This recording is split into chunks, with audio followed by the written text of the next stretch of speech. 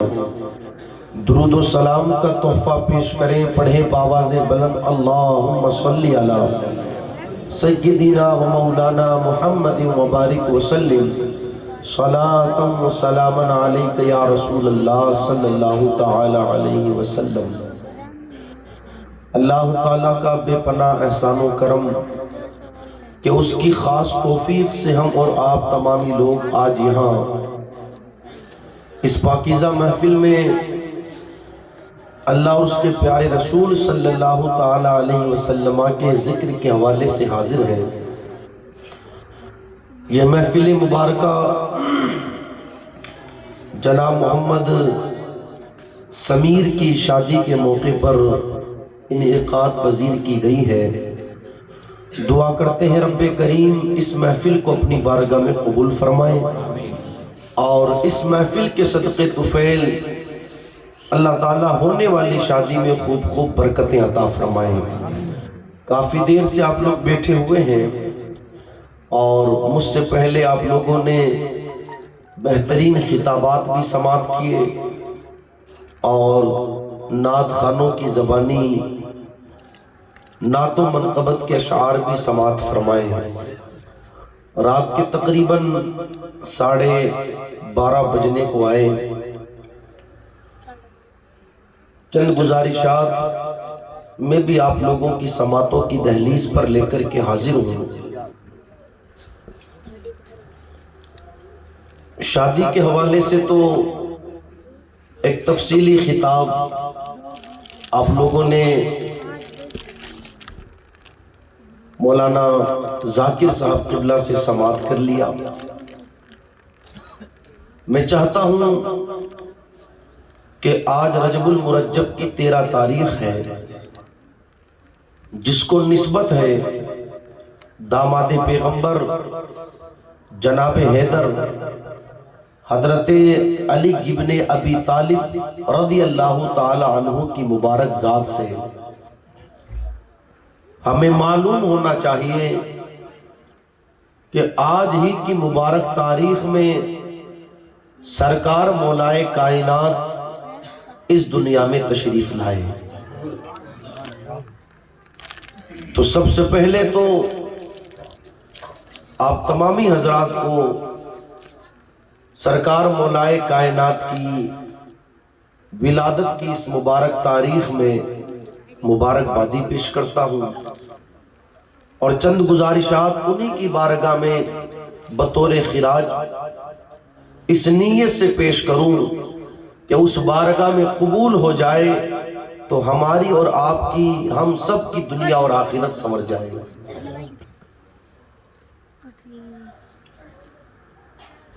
راحت القلوب میں ایک روایت لکھی گئی ہے کہ سرکار مولائے کائنات کا مبارک زمانہ ہے،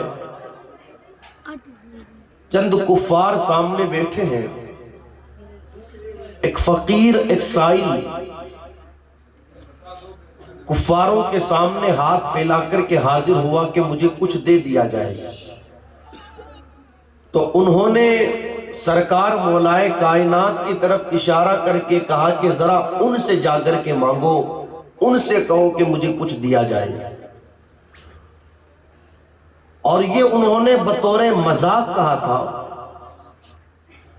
خیر وہ فقیر وہ سائل سرکار مولائے کائنات کی بارگاہ میں حاضر ہوا اور کہنے لگا فقیر ہوں، اللہ کے نام پر مجھے کچھ دیا جائے۔ سرکار مولائے کائنات نے اس سے ارشاد فرمایا کہ اپنی مٹھی بند کر لے۔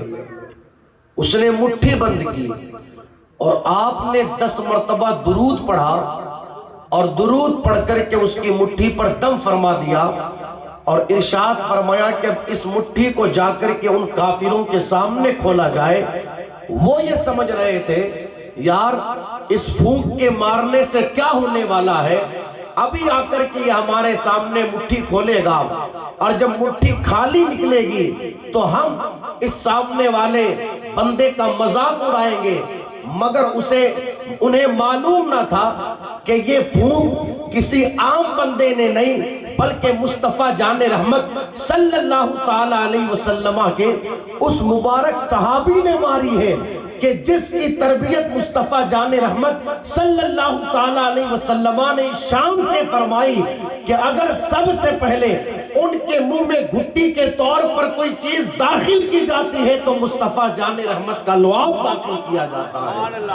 جا کر کے اس سائل نے، اس فقیر نے جب کفاروں کے سامنے مٹھی کھولی تو انہوں نے کیا دیکھا کہ اس کی مٹھی کے اندر سے ایک درہم نکلتا ہوا نظر آتا ہے، اور وہ مان گئے کہ یہ سامنے بیٹھنے والا کوئی معمولی بندہ نہیں بلکہ اللہ کا کوئی مقرب بندہ معلوم ہوتا ہے۔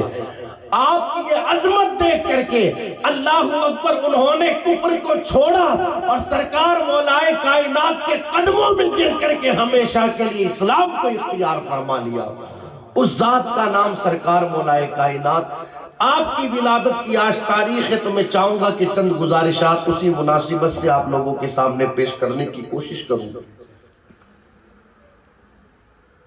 میرے آقا صلی اللہ تعالی علیہ وسلم کے چچا، نام جن کا جناب ابو طالب، اور آپ کی چچی نام جن کا حضرت فاطمہ بنت اسد رضی اللہ تعالیٰ عنہ۔ میرے آقا صلی اللہ تعالیٰ علیہ وسلم کی یہ جو چچی ہیں فاطمہ بنت اسد، حضور صلی اللہ تعالیٰ علیہ وسلم کو ان سے بڑی محبت تھی، اور ان کو بھی مصطفیٰ جان رحمت صلی اللہ تعالیٰ علیہ وسلم سے بڑا پیار تھا۔ جب میرے آقا علیہ السلام اپنی والدہ محترمہ سیدہ آمینہ رضی اللہ تعالیٰ عنہ کے شکم میں تھے، اس وقت آپ کے والد گرامی حضرت عبداللہ رضی اللہ تعالیٰ عنہ کا انتقال ہو گیا۔ حضور علیہ السلام دنیا میں تشریف لائے اور آپ کی عمر مبارکہ جب 6 سال کی ہوئی تو اس وقت آپ کی امی جان سیدہ آمینہ رضی اللہ تعالیٰ عنہ کا بھی وصال ہو گیا۔ پھر آپ کی کفالت کی ذمہ داری آپ کے دادا جان حضرت عبد المطلب رضی اللہ تعالیٰ عنہ نے لی۔ جب حضور صلی اللہ تعالیٰ علیہ وسلم کی عمر مبارکہ 8 سال کی ہوئی تو آپ کے دادا جان حضرت عبد المطلب رضی اللہ تعالیٰ عنہ کا بھی وصال ہو گیا۔ پھر آپ کی کفالت کی ذمہ داری، آپ کی دیکھ ریکھ کی ذمہ داری، آپ کی خدمت کی ذمہ داری آپ کے چچا جناب ابو طالب نے لی۔ حضرت فاطمہ بنت اسد رضی اللہ تعالیٰ عنہ جو آپ کی چچی ہے، وہ حضور صلی اللہ تعالیٰ علیہ وسلم کا بڑا خیال رکھتی، اپنے بچوں سے زیادہ حضور صلی اللہ تعالیٰ علیہ وسلم سے محبت فرماتی۔ خود میرے آقا صلی اللہ تعالیٰ علیہ وسلم ارشاد فرماتے ہیں کہ یہ فاطمہ بنت اسد میری چچی نہیں بلکہ میری ماں ہے، جو مجھے بڑی محبتوں کے ساتھ اور بڑی شفقتوں کے ساتھ اللہ اکبر پالا کرتی ہے، بڑی محبتوں کے ساتھ میرا خیال رکھا کرتی ہے۔ اور جس وقت سیدہ فاطمہ بنت اسد کا وصال ہوا تو سرکار مولائے کائنات حضور صلی اللہ تعالیٰ علیہ وسلم کی بارگاہ میں حاضر ہوئے اور عرض کرنے لگے، یا رسول اللہ علیہ السلام، آج میری ماں فاطمہ بنت اسد کا انتقال ہو گیا ہے۔ میرے نبی نے جب یہ سنا آنکھوں میں آنسو آئے اور ارشاد فرمایا، علی صرف تیری ہی نہیں بلکہ آج میری بھی ماں کا وصال ہو گیا۔ اور حضور صلی اللہ تعالیٰ علیہ وسلم نے خود اپنے مبارک ہاتھوں سے ان کی قبر مبارکہ کو تیار فرمایا اور ان کی قبر میں اترے اور اتر کر کے مصطفیٰ جان رحمت صلی اللہ تعالیٰ علیہ وسلم اللہ اکبر تھوڑی دیر ان کی قبر میں لیٹے، اور پھر اس کے بعد میں سیدہ فاطمہ بنت اسد کو مصطفیٰ جان رحمت صلی اللہ تعالیٰ علیہ وسلم نے اپنے مبارک ہاتھوں سے ان کی قبر میں اتارا۔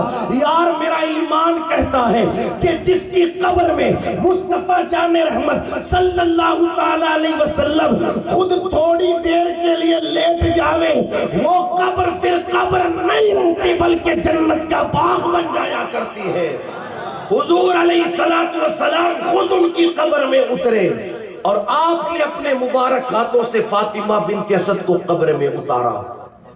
یہ سیدہ فاطمہ بنت اسد سرکار مولائے کائنات کی والدہ محترمہ۔ آپ سن رہے میری بات؟ میں سمجھ سکتا ہوں کہ 12 بجے کے بعد تقریریں سننا بہت مشکل ہو جاتا ہے، لیکن خیر اب میرا نمبر ہی اس وقت آیا تو میں چند گزارشات پیش کروں.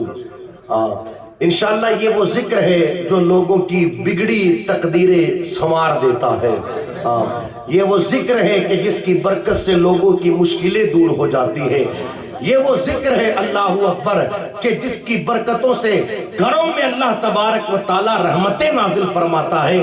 آپ دیکھیں سرکار مولائے کائنات کا نام مبارک کی شان کا نام ہے.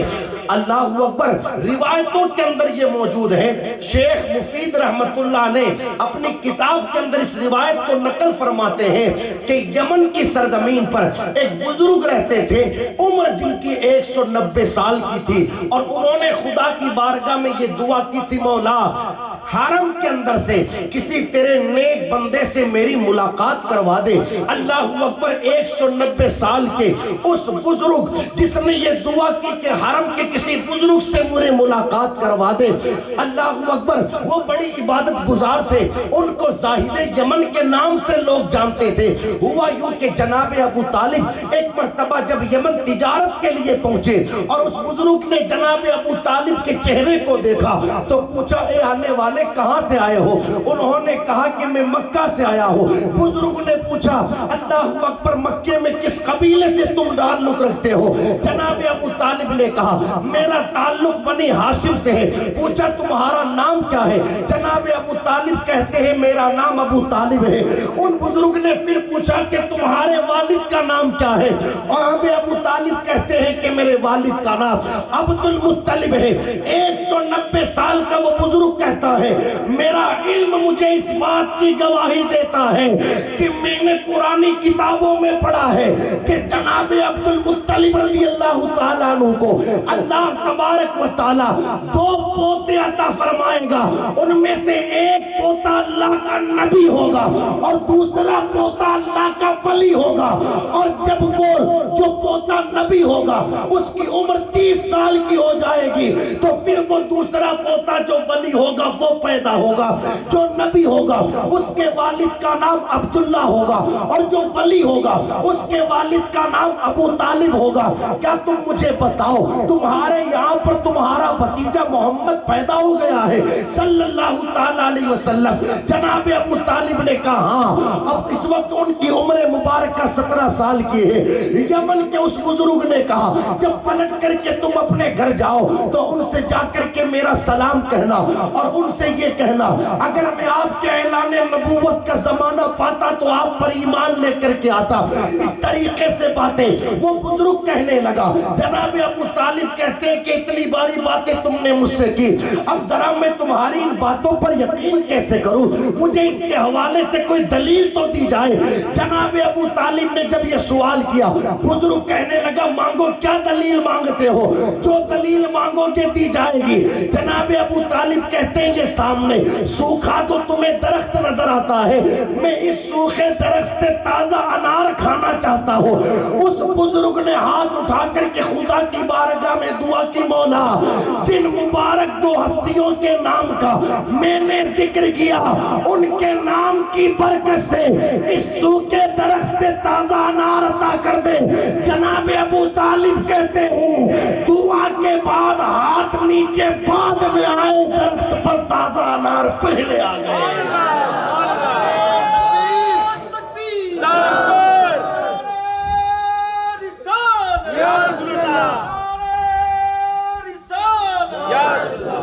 یہ سرکار مولائے کائنات کے مبارک نام کی برکت دنیا میں تشریف لائے نہیں، اور اللہ اکبر تشریف لانے سے پہلے آپ کے نام کی برکت سے لوگوں کو تازہ پھل عطا کیے. سبحان اللہ سبحان اللہ. یہ وہ ذکر ہے جو کوئی کام بگڑنے نہیں دیتا.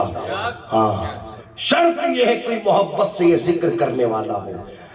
سیدہ فاطمہ بنت اسد خانہ کعبہ کا طواف کر رہی ہے اور طواف کرتے کرتے آپ کو یہ محسوس ہوا کہ میرے یہاں بچے کی ولادت ہونے والی ہے.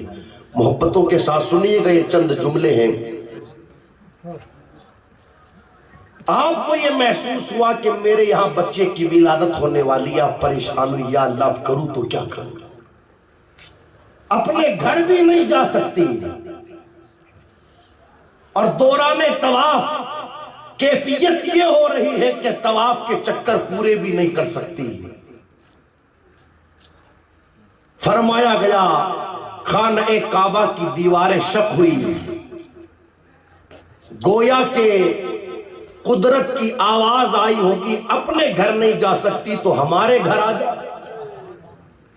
فاطمہ بنت اسد کعبے میں داخل ہوئی اور کعبے میں سرکار مولائے کائنات کی ولادت ہوئی۔ وہ آج ہی کی مبارک تاریخ تھی 13 رجب المرجب کہ جس تاریخ میں سرکار مولائے کائنات کی ولادت ہوئی۔ جب فاطمہ بنت اسد کے یہاں شہزادے کی ولادت ہوئی، 3 دنوں تک سرکار مولائے کائنات نے آنکھیں نہیں کھولی۔ سیدہ فاطمہ بنت اسد اپنے شہزادے کو لے کر کے گھر آئی۔ جو بھی عورت بچہ دیکھنے کے لیے آتی آ کر کے کہتی فاطمہ تیرے یہاں جو بچہ پیدا ہوا ہے تو بڑا خوبصورت، مگر آنکھیں نہیں کھولتا ہے، لگتا ہے بچہ اندھا پیدا ہوا ہے، اور اب تک تیرے بچے نے گھٹی بھی نہیں لی ہے، لگتا ہے بچہ گونگا پیدا ہوا ہے۔ مگر ان عورتوں کو کیا معلوم تھا آنکھیں نہ کھولنے والے کو کس کا انتظار ہے۔ جب میرے آقا علیہ السلام کو خبر ملی کہ میرے چچا جناب ابو طالب کے یہاں شہزادے کی ولادت ہوئی ہے، آپ تشریف لے کر کے آئے، چچی سے ملاقات ہوئی، ارشاد فرمایا چچی مبارک ہو، آپ کے یہاں شہزادے کی ولادت ہوئی ہے۔ چہرہ اترا ہوا تھا۔ میرے آقا علیہ السلام ارشاد فرماتے چچی شہزادے کی ولادت ہوئی، چہرہ اترا ہوا کیوں ہے؟ کہنے لگی بات اصل میں یہ ہے کہ ولادت تو شہزادے کی ہوئی ہے، مگر 3 دن گزر گئے ہیں، آنکھیں نہیں کھولتا، عورتیں یہ کہتی ہے کہ بچہ اندھا پیدا ہوا ہے، اس کی تو آنکھیں ہی نہیں، اور آج 3 دن گزر گئے ہیں، اس نے گھٹی بھی نہیں لی ہے، عورتوں کا یہ کہنا ہے کہ بچہ گونگا پیدا ہوا ہے۔ میرے آقا صلی اللہ تعالیٰ علیہ وسلم مسکرائے۔ ریڑھ کی سرزمین پر رہنے والوں، جب مصطفیٰ جان رحمت صلی اللہ تعالیٰ علیہ وسلم مسکراتے ہیں تو اکیلے نہیں مسکراتے، پوری کائنات مسکرایا کرتی ہے۔ میرے نبی مسکرائے، میرے امام نے کہا جن کی تسکی سے روتے ہوئے ہنس پڑے اس تبسم کی عادت پہ لاکھوں سلام۔ میرے آقا علیہ السلام مسکرائے اور ارشاد فرمایا چچی لاؤ تو صحیح ہمارے بھائی کو لا کر کے ہمیں دکھایا جائے، ہم بھی تو دیکھیں کہ ہمارا بھائی ہے کیسا۔ جناب فاطمہ بنت اسد نے اپنے شہزادے سرکار مولا علی کو اپنی گود میں لیا اور لینے کے بعد حضور علیہ السلام کے پاس لے کر کے آئی۔ حضور علیہ السلام نے جب سرکار مولائے کائنات کو اپنی گود میں لیا اور نظر ڈالی علی کے چہرے پر، ہم اور آپ ذرا تھوڑی دیر کے لیے تصور کریں، جب ہم کسی کے یہاں گھر پر پہنچے اور لا کر کے بچہ ہماری گود میں دیا گیا، ہم نے اس بچے کے چہرے پر نظر ڈالی، ہماری نظر بچے کے چہرے پر ہے۔ اگر اس وقت بچہ سو رہا ہو اور اس کی نیند کھل جائے، آنکھ وہ اس وقت کھولے تو پہلی نظر اس بچے کی کہاں پڑے گی؟ سب کا یہی کہنا ہوگا کہ جس بندے نے اس بچے کو گود میں لے رکھا ہے، اس گود میں لینے والے کے چہرے پر اس بچے کی نظر پڑے گی۔ نبی نے علی کو گود میں لیا، جیسے ہی میرے نبی نے علی کو گود میں لیا فوراً مولا علی نے آنکھیں کھول دی، اور سب سے پہلے پیدا ہونے کے بعد سرکار مولائے کائنات نے نہ اپنی ماں کا چہرہ دیکھا، نہ اپنے والد کا چہرہ دیکھا، بلکہ سب سے پہلے اگر کسی کا چہرہ دیکھا ہے تو مصطفیٰ جان رحمت کا چہرہ دیکھا ہے۔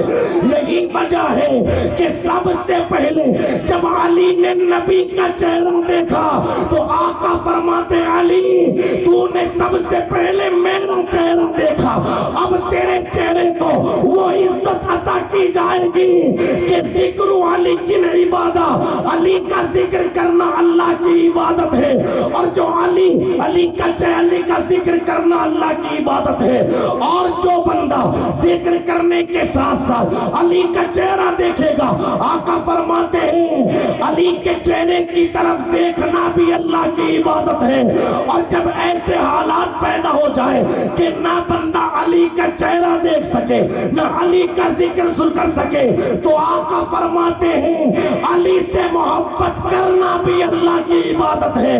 سب سے پہلے سرکار مولا کائنات نے نبی کا چہرہ دیکھا، عزت وہ عطا کی گئی، ہر صحابی کے نام کے پیچھے لگتا ہے رضی اللہ عنہم ورضوا عنہ، رضی اللہ عنہ، اللہ ان سے راضی ہے۔ لیکن سرکار مولا کائنات کا جب نام آتا ہے تو کہا یہ جاتا ہے کرم اللہ تعالی، اللہ تبارک و تعالی ان کے چہرے کو عزت عطا فرمائے۔ سبحان اللہ، نعرہ تکبیر، نعرہ رسالت، مسلک اعلیٰ حضرت، نعرہ حیدری۔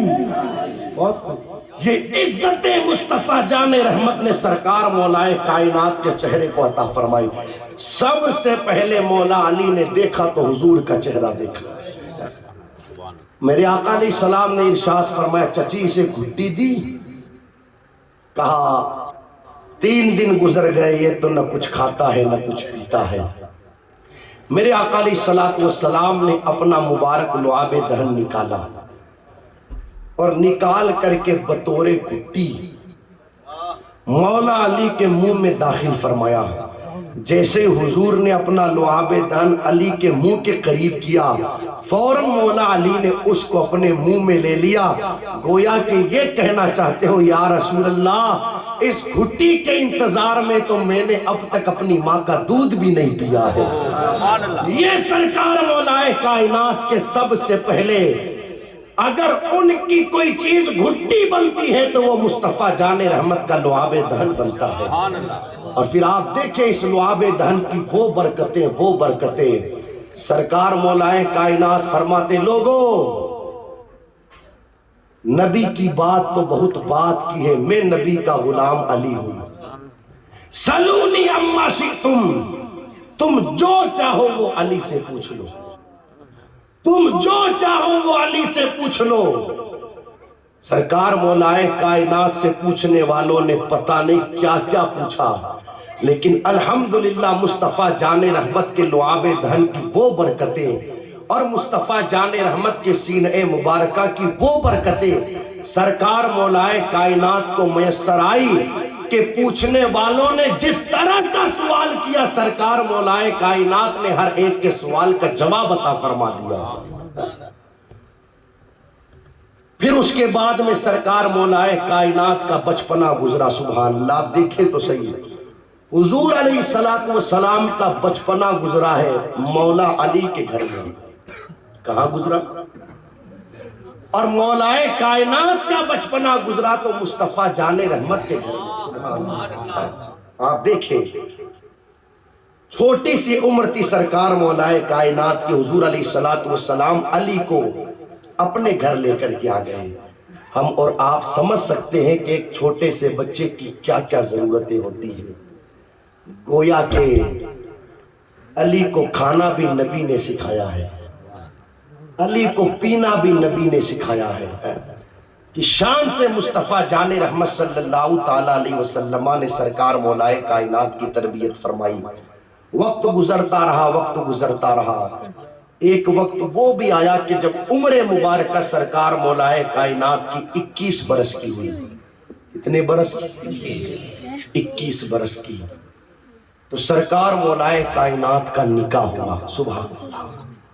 لیکن ہمیں معلوم ہونا چاہیے کہ وہ نکاح کسی اور کے ساتھ نہیں بلکہ مصطفیٰ جان رحمت صلی اللہ تعالیٰ علیہ وسلم کی لاڈلی بڑی چہیتی بیٹی سیدہ طیبہ طاہرہ عابدہ زاہدہ راکعہ ساجدہ عالمہ غیر معلمہ سیدہ فاطمہ الزہرا رضی اللہ تعالیٰ عنہا کے ساتھ۔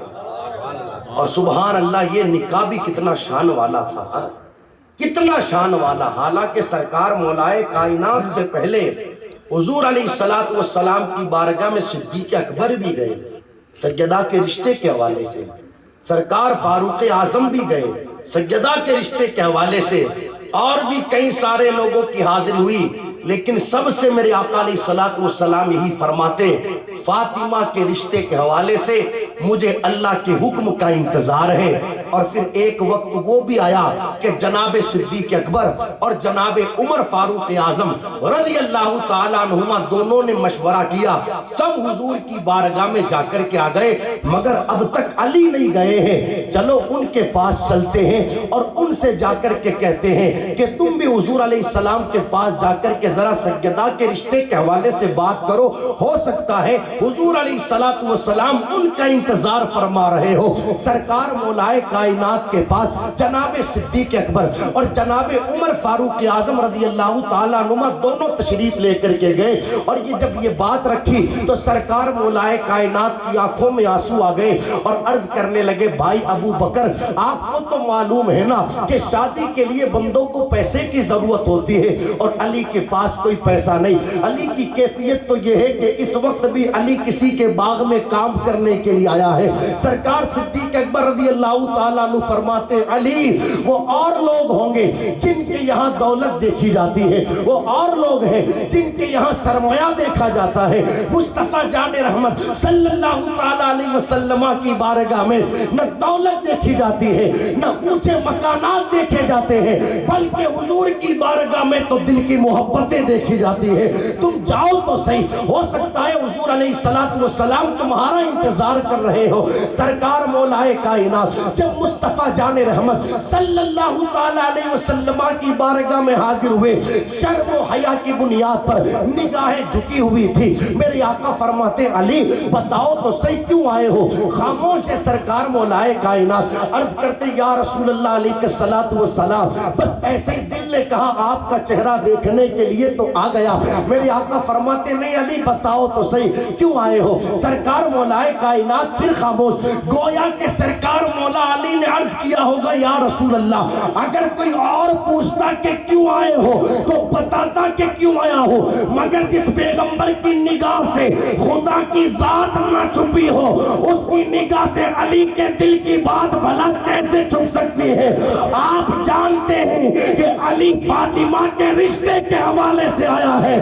میرے آقا فرماتے، علی تم تو اب آئے ہو، ان اللہ امرنی ان ازوج فاطمہ بعلی ابن ابی طالب، تمہارے آنے سے پہلے جبرائیل نے آ کر کے مجھ سے کہا، یا رسول اللہ آپ کی بیٹی کا فاطمہ کا نکاح آپ کے چچا ابو طالب کے شہزادے علی کے ساتھ اللہ نے آسمانوں پر طے فرما دیا ہے، آپ بھی فاطمہ کا نکاح علی کے ساتھ زمین میں طے فرما دے گے۔ اللہ اکبر، نعرہ تکبیر، اللہ اکبر، نعرہ صلوات یا رسول اللہ، نعرہ صلوات یا رسول اللہ۔ یہ وہ نکاح ہے جو پہلے عرش پر طے ہوا، پھر فرش زمین پر۔ میرے آقا فرماتے، تم تو اب آئے ہو، تمہارے آنے سے پہلے جبرائیل نے آ کر کے کہا، رب نے آسمانوں پر طے فرما دیا ہے، آپ بھی زمین پر طے فرما دیں۔ لیکن آپ دیکھیں یہاں پر سمجھنے کی بات، میرے آقا علیہ السلام نے اپنی لاڈلی بیٹی، کون سی بیٹی؟ اتنی محبت تھی میرے آقا علیہ السلام کو اپنی بیٹی سیدہ فاطمہ زہرا سے، ارشاد فرماتے، لوگو میری بیٹی فاطمہ کو معمولی نہ سمجھنا، فاطمہ میرے جگر کا ٹکڑا ہے۔ بڑی محبتیں تھی، بڑی محبتیں۔ جب بھی سفر پر میرے آقا علیہ السلام کہیں تشریف لے جاتے، پہلے سب سے ملتے اور سب کے آخر میں فاطمہ سے ملتے، اور جب سفر سے واپس آتے تو سب سے پہلے فاطمہ سے ملتے، اس کے بعد سب سے ملتے۔ پوچھا گیا، یا رسول اللہ علیہ السلام سفر پر جاتے وقت پہلے سب سے ملتے ہو، آخر میں فاطمہ سے ملتے ہو، اس کی وجہ کیا ہے؟ جواب سنو، ایمان تازہ ہوگا۔ میرے آقا علیہ السلام نے ارشاد فرمایا، آخر میں اس لیے ملتا ہوں تاکہ پورے راستے میری نظروں میں اگر کسی کا چہرہ جمع رہے تو فاطمہ کا چہرہ جمع رہے۔ یہ محبتوں کا انداز، اور سب سے پہلے واپسی میں اگر کسی سے ملتے تو اپنی بیٹی فاطمہ سے ملتے۔ یہ محبتیں تھیں، ایمانداری کے ساتھ بات بالکل سچی ہے۔ آج ہمارے سینوں کے اندر یہ جو بیٹیوں کی محبتیں ہیں نا، خدا را ماننا پڑے گا یہ اسی محبت کا صدقہ ہے جو محبت میرے آقا اپنی بیٹی سیدہ فاطمہ سے فرماتے ہیں، اسی محبت کا صدقہ ہے، اسی محبت کا۔ بڑی محبتیں تھی میرے آقا علیہ الصلوۃ والسلام کو۔ سیدہ خدیجہ الکبریٰ رضی اللہ تعالی عنہا خود فرماتی ہیں کہ حضور صلی اللہ تعالی علیہ وسلم اپنی بیٹی سیدہ فاطمہ کو چومتے بھی تھے اور سونگھتے بھی تھے۔ میں نے عرض کی یا رسول اللہ علیہ الصلوۃ والسلام، چومنا تو سمجھ میں آیا مگر بیٹی کو سونگھنا سمجھ میں نہ آیا۔ آقا فرماتے خدیجہ میری بیٹی فاطمہ زہرا ہے، زہرا، اور زہرا جنت کی کلی ہے، جب میں فاطمہ کو سونگھتا ہوں تو مجھے جنت کی خوشبو آتی ہے۔ یہ محبتوں کا انداز تھا میرے آقا علیہ الصلوۃ والسلام کا اپنی بیٹی فاطمہ کے ساتھ، یہ محبتوں کا انداز۔ اس لاڈلی بیٹی کا نکاح اگر کسی کے ساتھ میرے نبی نے کیا ہے تو اس ذات کا نام مولا علی۔ ایک چیز اور عرض کرتا ہوں، جس طرح میرے آقا علیہ الصلوۃ والسلام کو سیدہ فاطمہ زہرا سے بے پناہ محبتیں تھیں، اسی طرح سیدہ پاک کو بھی اپنے والد محترم سے بے پناہ محبتیں تھیں۔ آپ اٹھا کر کے پڑھے زہرا پاک کی سیرت تو آپ کو پتا چلے گا، قدم قدم پر اگر اپنے بابا کا ساتھ کسی نے دیا ہے تو زہرا پاک نے دیا ہے۔ حالات کیسے بھی رہے ہو، ماحول کیسا بھی رہا ہو، ہر حال میں اپنے بابا کے ساتھ کھڑی رہی۔ میری ماں بہنیں مجھے سن رہی ہیں، میں ان سے گزارش کروں گا، اگر کوئی بیٹی یہ چاہتی ہے کہ یار میں اپنے باپ کے ساتھ کیسے وفا کر کے زندگی گزاروں، تو تجھے سیریل اور فلمیں دیکھنے کی ضرورت نہیں، تو سیرت پر سیدہ زہرا پاک کی تجھے پتہ چل جائے گا کہ کس طرح زہرا پاک نے اپنے بابا کے ساتھ وفا کر کے زندگی کو گزارا ہے۔ کبھی بھی زہرا پاک نے اپنے بابا کے پاس نہ کوئی شکوے کیے نہ کوئی شکایتیں کی، حالانکہ کیفیت یہ رہی کہ پورا پورا ہفتہ گزر جاتا ہے مگر چولہا نہیں جلتا، مگر نہ کوئی شکوہ نہ کوئی شکایت، کچھ نہیں۔ آج تو کیفیت یہ ہے نا، آپ دیکھیں شادیوں کے موقع پر ایسی فرمائشیں بیٹیوں کی طرف سے باپوں کے پاس ہوتی ہے، حالانکہ بیٹی جانتی ہے کہ میرے باپ کی کنڈیشن کیا ہے، میرے باپ کی حیثیت کیا ہے۔ 8-7 ہزار 10 ہزار روپیہ مہینے کا کمانے والا کیسے مجھے 15-15 ہزار کا لہنگا لا کر کے دے گا؟ بیٹی جانتی ہے میرا باپ 8-10 ہزار روپیہ اللہ اکبر کسی کے یہاں مزدوری کر کے کماتا ہے، وہ کیسے مجھے مہنگے ہار لا کر کے دے گا، مہنگے سوٹ لا کر کے دے گا، مگر باپ کے سامنے فرمائشوں پر فرمائشیں اس قدر کی جاتی ہے۔ آپ دیکھیں باپوں کی حالت شادیوں کے موقع پر 50 ہزار اس سے لیے جائے، 1 لاکھ ادھر سے اٹھایا جائے، 2 لاکھ ادھر سے اٹھایا جائے، 5-5 لاکھ 7-7 لاکھ روپیہ بیاج پر لیا جائے، تب جا کر کے بیٹیوں کی شادیاں ہوتی ہے۔ حالانکہ ہونا تو یہ چاہیے کہ یار جتنا باپ کو بیٹی سمجھتی ہے اتنا بیٹا نہیں سمجھ سکتا۔ اپنی شادی کے موقع پر بیٹی ہاتھ جوڑ کر کے کہے بابا میں سمجھ سکتی ہوں ہمارے گھر کے حالات کیا ہے، ہمارے گھر کی کیفیت کیا ہے، آپ کو پریشان ہونے کی کوئی ضرورت نہیں، میں آپ سے کسی چیز کا مطالبہ نہیں کرتی، میں آپ کو پریشانی میں ڈالنا نہیں چاہتی، آپ اپنی حیثیت کے مطابق جس طرح آپ سے ہو سکے آپ میرا نکاح کر دے۔ مجھے نہ زیادہ کپڑوں کی ضرورت ہے، مجھے نہ زیادہ جہیز کی ضرورت ہے، مجھے نہ زیادہ زیورات کی ضرورت ہے، اگر مجھے ضرورت ہے بابا تو تیری دعا کی ضرورت ہے، اس لیے کہ دیے گئے کپڑے چند سالوں میں پھٹ کر کے پرانے ہو جائیں گے، دیا گیا زیور ختم ہو جائے گا، مگر باپ تو نے دل سے دعا دے دی تو تیری بیٹی کی دنیا بھی سنور جائے گی، تیری بیٹی کی آخرت بھی سنور جائے گی۔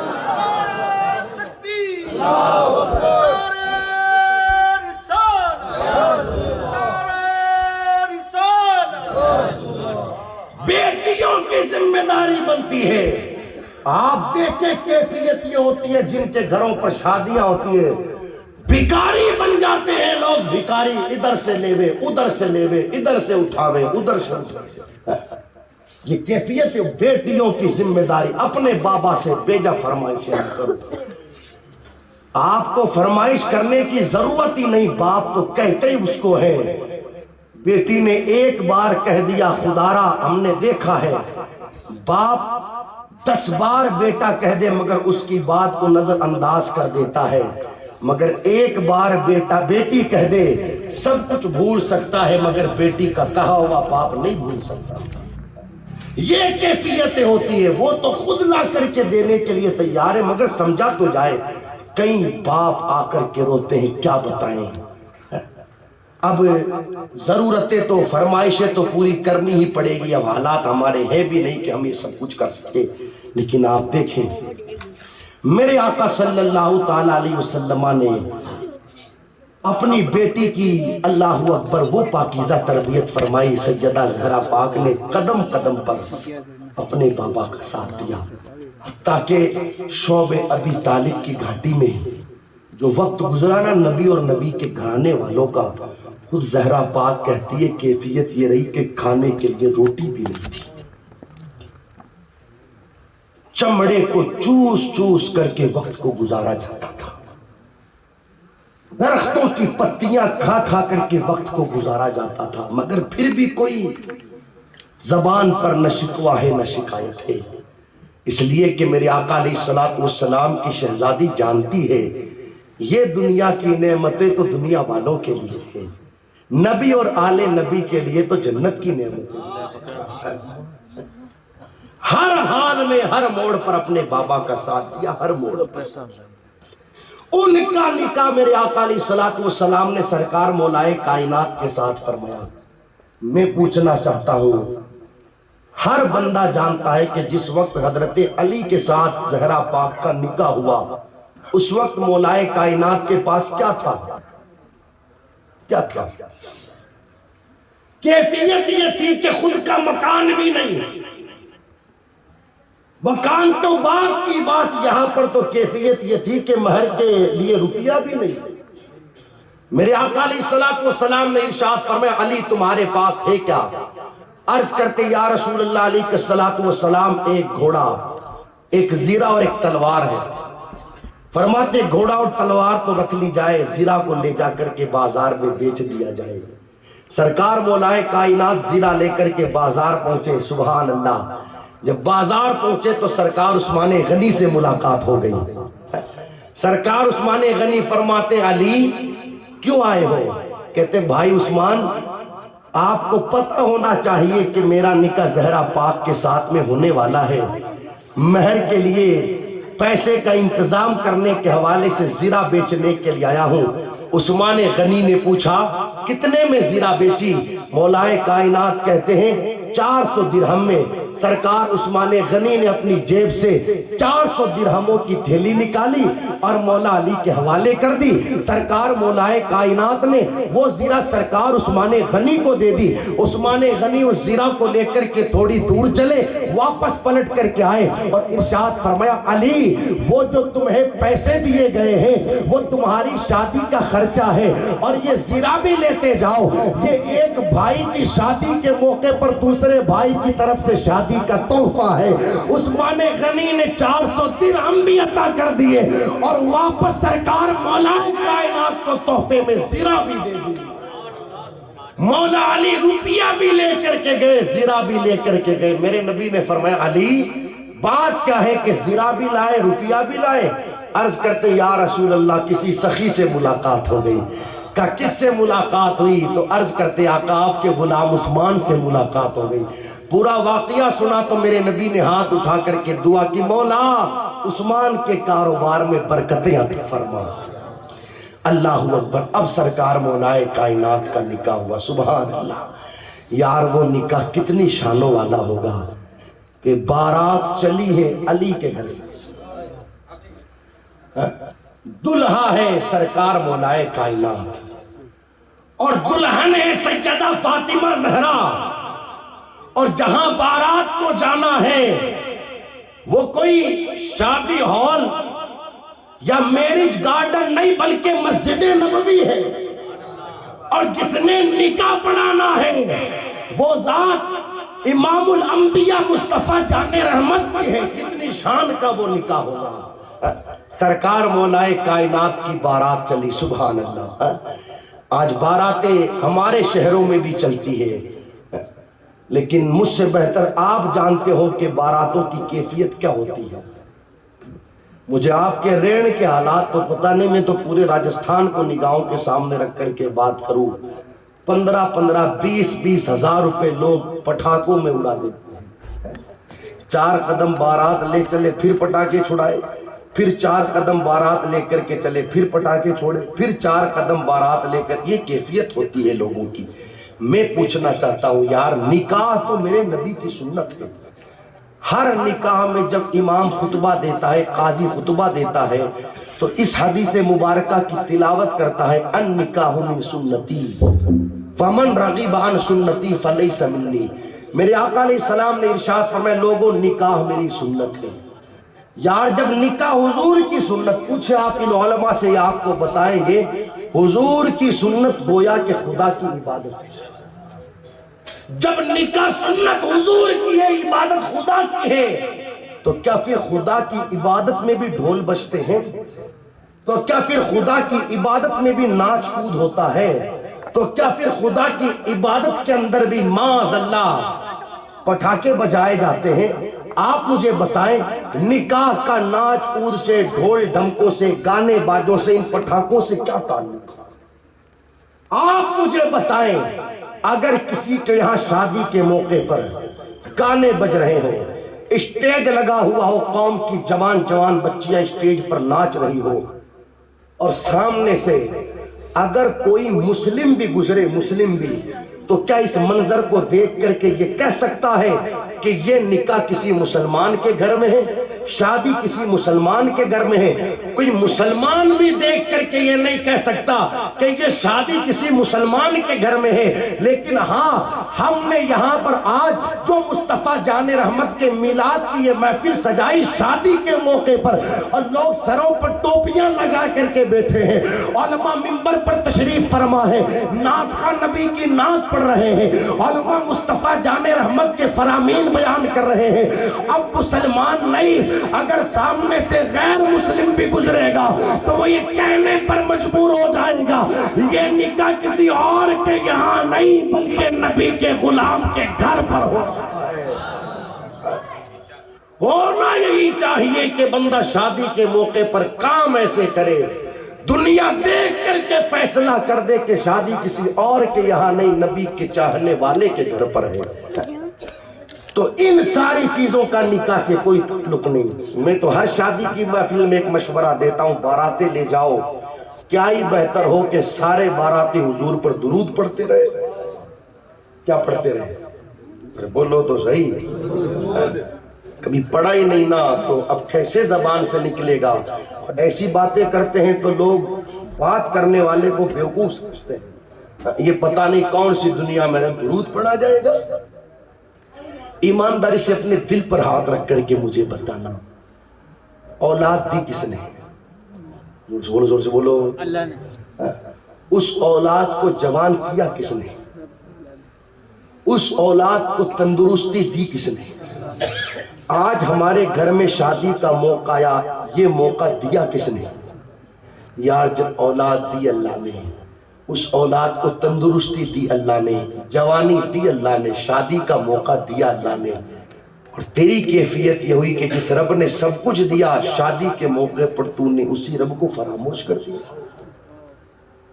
سچ بتانا، کیا صرف ہمارے دکھوں کا تعلق ہی اللہ رسول سے ہے؟ کیا ہمارے سکھوں کا اللہ رسول سے کوئی تعلق نہیں؟ کیا ہی بہتر ہو کہ بارات جائے تو اس شان سے جائے کہ سارے کے سارے حضور پر درود پڑھتے رہے۔ اس لیے کہ جب درود پڑھا جائے گا تو اللہ تبارک و تعالیٰ درود کی برکت سے ساروں پر رحمتیں نازل فرمائے گا۔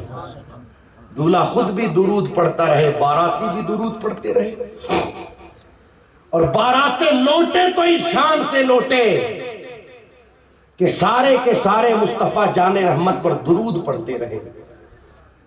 اس طریقے سے آپ نکاح کر کے دیکھیں، پھر آپ محسوس کریں گے کہ گھروں کے اندر اس نکاح کے بعد اللہ تبارک و تعالیٰ کیسی خوشیاں عطا فرماتے ہیں۔ کیا وجہ ہے کہ شادی کو سال بھر نہیں گزرا اور میاں بیوی میں انبن ہو گئی؟ کیا وجہ ہے کہ شادی کو 6 مہینے نہیں گزرے اور میاں بیوی میں اختلافات پیدا ہو گئے؟ پھر مائیں آ کر کے کہتی ہے مولانا خوب پیسہ خرچ کیا، خوب پیسہ خرچ کرنے میں کوئی کسر نہیں چھوڑی، خرچ 5 لاکھ ہونا تھا، ہم نے 7 لاکھ خرچ کیا ادھار کرا کر کے، لیکن پھر بھی میاں بیوی میں بن نہیں رہی۔ آپ کوئی تعویذ بنا کر کے دے دے تاکہ میاں بیوی میں بننے لگ جائے۔ تو ہمارا تو یہی جواب رہا، اب تم میاں بیوی میں بننے کی بات کرتے ہو، نادانو اس وقت تم نے کیا اللہ رسول سے بنا کر کے رکھی تھی جس وقت بچوں کی شادی کی جا رہی تھی؟ کاش کہ تم نے اس وقت اللہ رسول سے بنا کر کے رکھی ہوتی تو آج شادی کے بعد میاں بیوی میں اس طرح کی باتیں نہ ہوتی۔ جو لوگ شادیوں کے بعد، شادیوں کے وقت اللہ رسول سے اپنا تعلق، اپنا رشتہ بنا کر کے رکھتے ہیں، دنیا کی نگاہیں دیکھتی ہیں، وقت گزرتا چلا جاتا ہے، میاں بیوی میں محبتیں بڑھتی چلی جاتی ہے، مگر شرط یہ ہے کہ شادیوں کے وقت کوئی بنا کر کے رکھے تو صحیح۔ میرے آقا علیہ الصلوۃ والسلام نے اپنی لاڈلی بیٹی سیدہ فاطمہ زہرا کا نکاح مولا کائنات کے ساتھ کیا، فوراً رخصتی نہیں ہوئی بلکہ کچھ مہینوں کے بعد میں رخصتی ہوئی، اور سبحان اللہ وہ رخصتی بھی کتنی شان والی تھی۔ میرے آقا علیہ السلام نے فرمایا ازواج مطہرات سے کہ فاطمہ کو تیار کیا جائے، آج علی کے گھر چھوڑ کر کے آنا ہے زہرا کو۔ جب سیدہ کو اندر تیار کیا جا رہا تھا، میرے آقا علیہ السلام حجرے میں پہنچے تو کیا دیکھا کہ سیدہ کی آنکھوں میں آنسو ہے۔ میرے آقا علیہ السلام نے فرمایا فاطمہ روتی کیوں ہو؟ کس بنیاد پر تمہاری آنکھوں میں آنسو ہے؟ کیا اس لیے آنسو ہے کہ ہم نے تمہاری شادی میں تمہیں کوئی زیادہ سامان نہیں دیا؟ عرض کرنے لگی بابا جن کے لیے جنت کی سرداریاں ہوں ان کو دنیا کے سامان سے کیا غرض؟ میرے آقا فرماتے فاطمہ پھر رونے کی وجہ کیا؟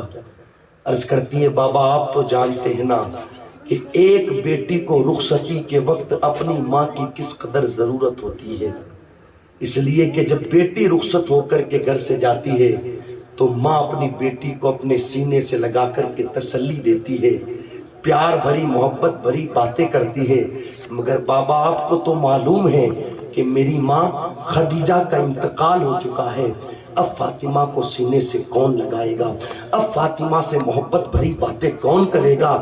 میرے آقا علیہ السلام نے جب اپنی بیوی سیدہ خدیجہ کا نام سنا تو حضور کی آنکھوں میں بھی آنسو آ گئے، دیگر ازواج مطہرات کی آنکھوں میں بھی آنسو آ گئے۔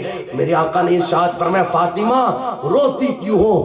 ہم تمہیں باپ کی محبتیں بھی دیں گے، ماں کا پیار بھی دیں گے، اور خود میرے آقا علیہ السلام زہرا پاک کو سرکار مولائے کائنات کے گھر تک چھوڑنے کے لیے تشریف لے کر کے گئے۔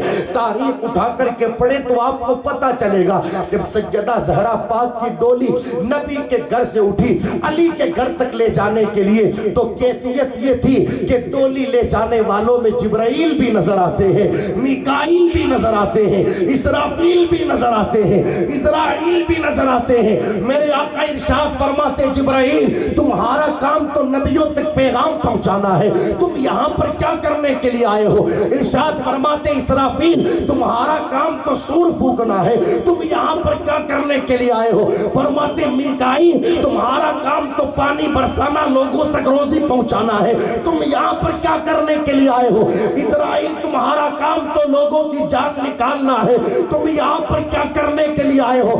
عرض کرتے یا رسول اللہ اکیلے نہیں آئے، اپنے ساتھ 70 ہزار فرشتوں کو لے کر کے آئے ہیں، قدرت کی جانب سے اعلان ہوا ہے اے جبرائیل و میکائیل و اسرافیل و اسرائیل آج سارے کام چھوڑ دیے جائیں، پہلے محبوب کی بیٹی فاطمہ کی ڈولی کو علی کے دروازے تک پہنچایا جائے۔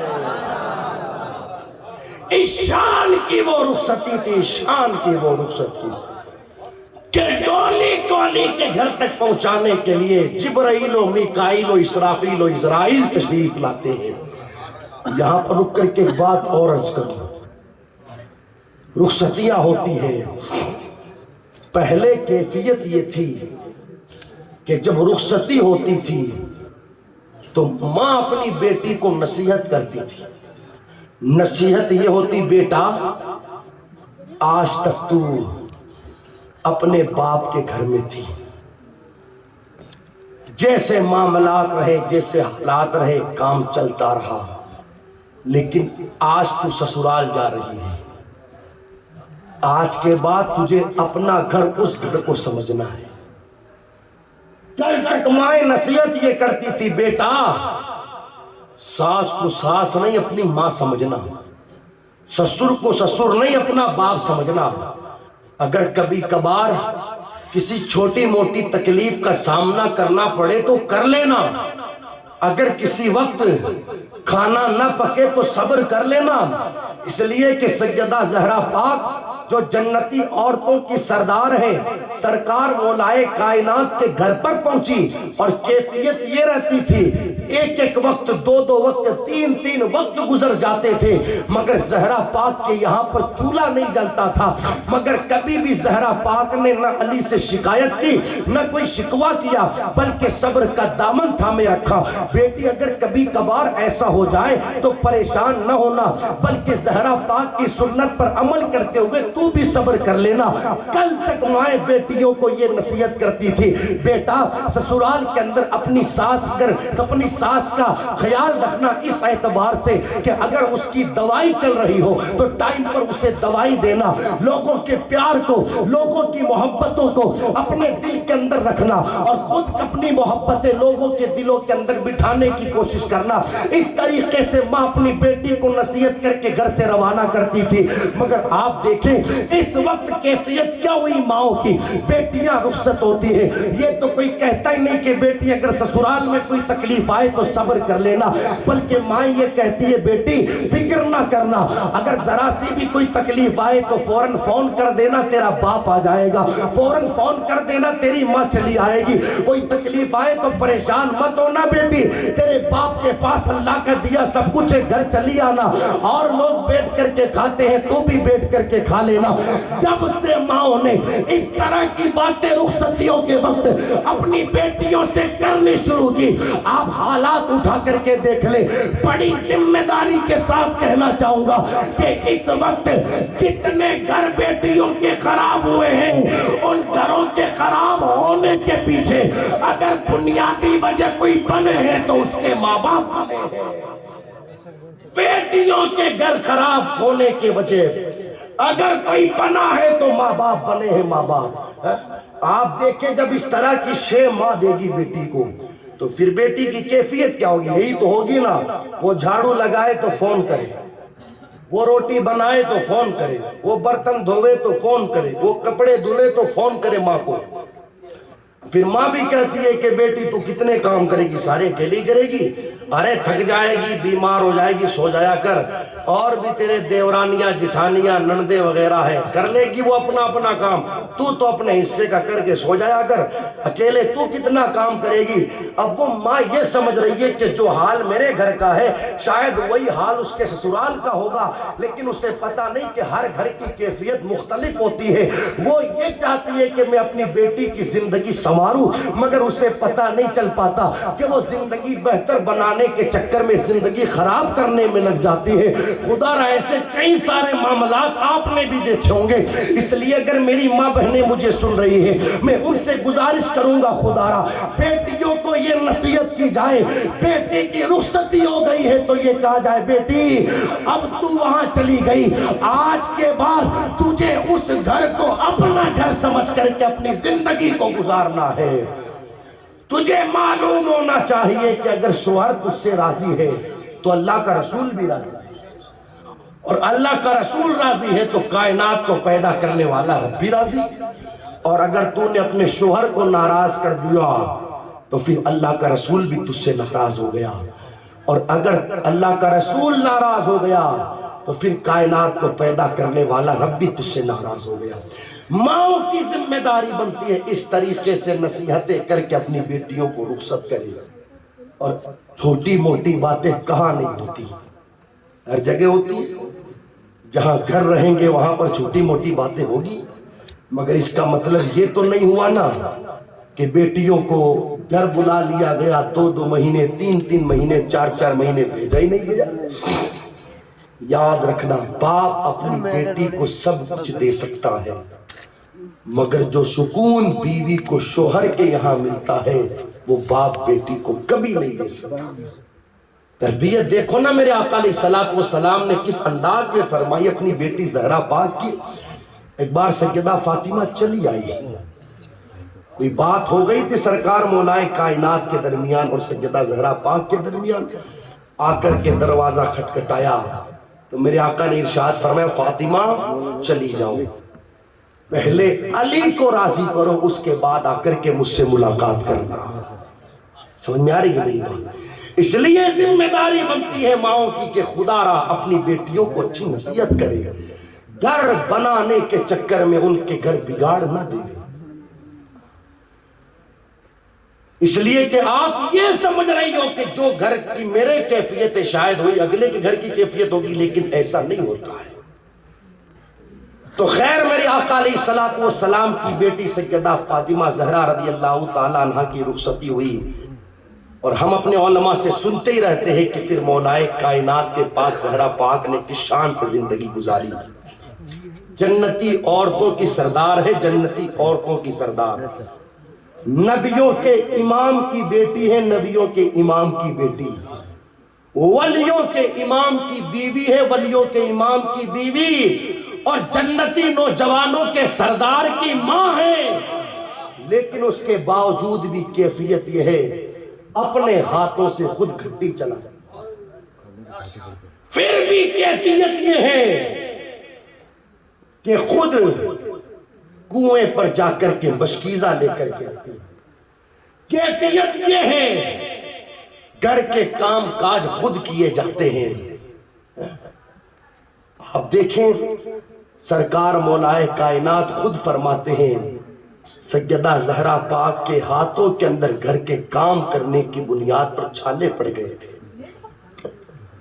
اور کہا فاطمہ جاؤ ذرا جا کر کے اپنے بابا سے کوئی کنیز لے کر کے آ جاؤ تاکہ تمہارا کام میں ہاتھ بٹا سکے. اللہ اکبر. لیکن سبحان اللہ میرے نبی نے فرمایا فاطمہ تجھے کوئی کنیز چاہیے یا اس سے بہتر کوئی چیز چاہیے؟ لیکن اب نبی کی بیٹی ہے نا فاطمہ زہرا، تو عرض کرنے لگی بابا اس سے بہتر کوئی چیز عطا کر دے. ارشاد فرمایا فاطمہ جب کام کرتے کرتے تھک جاؤ تو ایک جگہ بیٹھ کر کے 33 مرتبہ سبحان اللہ، 33 مرتبہ الحمدللہ اور 34 مرتبہ اللہ اکبر پڑھ لیا کرو. اس کی برکت سے اللہ تعالیٰ تمہاری تھکان کو دور فرما دے. اسی بنیاد پر اس تسبیح کو تسبیح فاطمہ کہا جاتا ہے. اس پیارے انداز میں میرے آقا علیہ الصلوۃ والسلام نے اپنی بیٹی کی تربیت فرمائی. مجھے بتائیں کیا میرے نبی اپنی بیٹی کو کنیز نہیں دے سکتے تھے؟ ارے یار جن کے جوڑے عید کے لے کر کے فرشتوں کا سید جبرائیل آتا ہو، جن کے گھر کی گھٹی کو چلانے کے لیے فرشتہ آتا ہو، ان کے لیے گھر کے کام کرنے کے واسطے کیا جنت سے حوریں نہیں آ سکتی تھی؟ لیکن میرے آقا علیہ الصلوۃ والسلام کی غیب دہ نگاہ اپنی امت کی غریب بیٹیوں کو دیکھ رہی تھی کہ کہیں ایسا نہ ہو کہ غریب امت کی بیٹیاں اگر دکھوں کی چکی میں پس رہی ہو تو بے چین اور بے قرار ہو جائے کہ کاش میرا باپ بھی دولت مند ہوتا تو آج کام کرنے کے لیے ہمارے یہاں پر بھی نوکرانی لگ جاتی. بلکہ وہ کسی دولت مند کو نہ دیکھے، مصطفیٰ جان رحمت کو دیکھے کہ نبیوں کے سردار کی بیٹی ہونے کے باوجود بھی خود اپنے ہاتھوں سے اپنے گھر کا کام کاج کیا کرتی ہے. یہ کیفیت رہی سیدہ زہرا پاک کی. اس لیے ہماری ذمہ داری بنتی ہے کہ خدا را ان ساری چیزوں کو اپنی زندگیوں میں اتاریں. شادیاں کرے تو شریعت کے دائرے میں. کیسے کرے؟ ہاں، کوئی بھی کام خلاف شرع نہ کرے. ایک علاقے کا حال اس طرح مسلمان بدتمیزیاں کرنے لگے شادیوں کے موقعوں پر. غیر مسلم پریشان ہو گئے ان سے. میں صحیح بتا رہا ہوں. باضابطہ تھانے میں جا کر کے رپورٹ کروائی کہ ان لوگوں کی ان شرارتوں کی وجہ سے ہماری نیندیں خراب ہو گئی. اب آپ دیکھو کتنی شرم کی بات کہ غیر مسلم بھائی جا کر کے تھانے میں ہمارے خلاف اس حوالے سے شکایت درج کرواتا ہے کہ ان کی شرارتوں کی وجہ سے جو شادیوں کے موقعوں پر یہ کرتے ہم پریشان ہو گئے. ہم اپنے آپ کو کس طور پر پہچانوا رہے ہیں یار؟ کل تک جن لوگوں کی شان یہ رہی، کل تک جن لوگوں کی شان کہ امریکہ کا ایک پادری کار میں ڈرائیور کے ساتھ نکلا، راستے میں دیکھا کہ بھیڑ لگی ہوئی ہے تو ڈرائیور سے کہا گاڑی روکو. گاڑی روکی گئی، باہر نکلا. ہوا کیا؟ لوگوں نے کہا ادھر سے بابا جی جا رہے تھے سائیکل لے کر کے، راستے میں پتھر آیا، ٹھوکر لگی تو زمین پر گر گیا، چوٹ آئی ہے. اس پادری نے ایک تاریخ ساز جملہ کہا. اس نے کہا لگتا ہے ادھر سے کسی مسلمان کا گزر نہیں ہوا. لوگوں نے کہا تو وقت کا پادری، تجھے کیا خبر ان چیزوں سے، کیا لینا دینا، تجھے کیا معلوم کہ ادھر سے اس چیز کا مسلمان سے کیا تعلق؟ اس نے کہا میں نے مسلمانوں کا مذہب پڑھا ہے، ان کے مذہب میں ان کو یہ تعلیم دی گئی ہے کہ اگر راستے سے گزرو کوئی تکلیف دینے والی چیز نظر آ جائے تو اسے سائیڈ کر دیا کرو. اگر مسلمان ادھر سے گزرتا اپنے نبی کے فرمان پر عمل کرتے ہوئے وہ اس پتھر کو سائیڈ کر دیتا تو آج بابا جی کو چوٹ نہ لگتی. کل تک ہماری پہچان یہ تھی اور آج ہماری پہچان کیا بن گئی؟ لوگ ہمارے وجہ سے پریشان ہونے لگے. معاذ اللہ. بھائی جب شادی حضور کی سنت ہے تو شریعت کے دائرے میں رہ کر کے کرے، نہ پریشان ہونے کی کہاں ضرورت ہے؟ میں تو اتنا سمجھتا ہوں کہ حضور علیہ الصلوۃ والسلام کی سنت کسی کو پریشانی میں ڈالنے کے لیے نہیں ہے، بلکہ سنت کی برکت سے تو بندہ پریشانیوں سے نکلتا ہے. آپ غور کریں، اپنے علماء سے پوچھیں، ہر سنت کا کوئی نہ کوئی فائدہ ہے. یہ بات اور ہے کہ ہماری سمجھ میں آئے یا نہ آئے. ہر سنت کا فائدہ ہے، ہر سنت کا، ہر سنت کا، ہر سنت کا. سنتیں کسی کو پریشانی میں ڈالنے کے لیے نہیں، پریشانیوں سے نکالنے کے لیے. کیا وجہ ہے کہ نکاح جیسی سنت پر بندہ عمل کرنے جائے 3 مہینے پہلے ہی دماغ گھومنے لگ جاتا ہے. کیا کروں، کیا کروں، کیا کروں، کدھر جاؤں، کدھر سے لوں، کیا بڑھاؤں، کس کو کھلاؤں، کس کو بلاؤں. شادی سے پہلے تو یہ سر درد رہا اور شادی ہو گئی تو اب سر درد یہ ہو گیا اب کیسے چکاؤں. اب جتنا لیا ہے، حضور علیہ الصلوۃ والسلام کا ایک فرمان ہے، لوگوں نکاح کو اتنا آسان کر دو کہ زنا مشکل ہو جائے، بدکاری، بدفعلی. اور اما عائشہ صدیقہ رضی اللہ تعالی عنہا سے ایک روایت مروی فرماتی ہے، حضور علیہ الصلوۃ والسلام نے ارشاد فرمایا برکت والا نکاح وہ ہے جس میں خرچہ کم سے کم کیا جائے. کیا فرمایا؟ برکت والا نکاح وہ ہے جس میں خرچہ کم سے کم کیا جائے. ہم سوچتے ہیں کہ سب سے اچھی شادی وہ ہے جس میں خرچہ زیادہ سے زیادہ کیا جائے. شاید آپ لوگوں نے نہیں دیکھا، ہم نے 20 لوگوں کو دیکھا ہے. شادیاں تو کر لی 50 لاکھ، 70 لاکھ، 40 لاکھ، 80 لاکھ کی، اور 6 مہینے بھی نہیں گزرے گھر بکتے ہوئے نظر آئے. میں سے آپ کو کئی لوگ دکھا سکتا ہوں کہ شادیوں کو سال بھر بھی نہیں گزرا باضابطہ ان کو اپنے گھر بیچ کر کے کرائے پر رہنے کے لیے جانا پڑا. اٹھا لیے لوگوں نے 20-20 لاکھ، 25-25 لاکھ بیاج اور سود پر. اور کنڈیشن یہ ہوئی کہ جتنا کماتا ہے اس سے گھر کا خرچ چلائے یا بیاج والے کی قسط دے. ہماری پوری قوم اس بیماری کے اندر ڈوب گئی ہے۔ میں پھر کہوں گا، مجھے آپ کے رین کے حالات پتہ نہیں، میں پورے راجستھان کو نگاہوں کے سامنے رکھ کر کے بات کروں۔ کل تک تو مولانا غلام رسول صاحب یہی سنتے تھے کہ مرد سود کا کاروبار کرتے ہیں، اب تو اللہ حفاظت فرمائے یہ سننے کو آتا ہے کہ عورتیں سود کا کاروبار کر رہی ہیں۔ باضابطہ ایجنٹ آتے ہیں ہریانہ سے، دلی سے، پتہ نہیں کہاں کہاں سے، اور علاقوں کے اندر باضابطہ بدماش عورتوں کو تلاش کر کے ان کی سرپرستی کے اندر پورے محلے کی عورتوں کو 12,000 15,000 20,000 روپے بیاج پر دلوائے جاتے ہیں۔ میں نہیں جانتا، اللہ بہتر جانتا ہے کہ اس آڑ میں اور پیچھے کیا کیا ہوتا ہے، کیا کیا نہیں ہوتا، لیکن آپ دیکھیں قوم کی بیٹیاں بھی اس برائی کے اندر ملوث ہو گئی۔ ہفتے تو ہفتے 500 روپے کی قسط، 250 کی قسط، 700 کی قسط، کہاں سے بھرا جائے گا؟ پھر ہوتا کیا ہے کہ ایک جب بھری نہیں جاتی تو دوسری اور اٹھا لیتی ہے، چلو اس کا پیسہ لے کر کے اس سے بھر لیں گے، پھر اب جب دونوں نہیں بھری جاتی قسطیں تو پھر تیسری اور اٹھا لی جاتی ہے، اور پھر قرضہ سر پر اتنا چڑھ جاتا ہے، بیاج کی قسطیں اس قدر سر پر چڑھ جاتی ہے کہ پھر ایک وقت وہ بھی آتا ہے کہ پھر گھر کے سامان بکنے لگتے ہیں، اور گھر کے سامان بکتے بکتے پھر ایک وقت وہ بھی آتا ہے کہ پھر گھر بھی بکتے ہیں۔ نکلو اس دلدل سے نکلو۔ آپ کے پاس 50,000 ہے، ہو جائے گی 50,000 میں شادی۔ آپ کے پاس 25,000 ہے، ہو جائے گی 25,000 میں شادی۔ اب تو آپ دیکھو نا، باضابطہ الحمدللہ بیچارے قوم کا درد رکھنے والے سمیلن کرواتے ہیں، اور 1100 روپے کے اندر نکاح، وہ تو ایک بطور رسم لے لیا گیا 1100 روپے، بس یہ چاہتے ہیں کہ کسی طریقے سے کسی کا گھر سنور جائے۔ 2100 روپے میں کئی جگہوں پر تو 1 روپیہ لیا جاتا ہے اور سمیلن میں نام لکھوا دیا جاتا ہے۔ تو کیا مجھے بتاؤ وہاں نکاح نہیں ہو رہا؟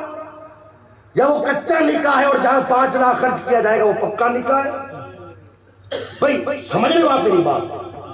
کوئی ضروری نہیں ہے کہ کسی کے پاس 5-7 لاکھ روپیہ ہو تبھی نکاح ہوگا۔ ابھی میں نے آپ کے سامنے سرکار مولا کائنات کا نکاح پڑھا،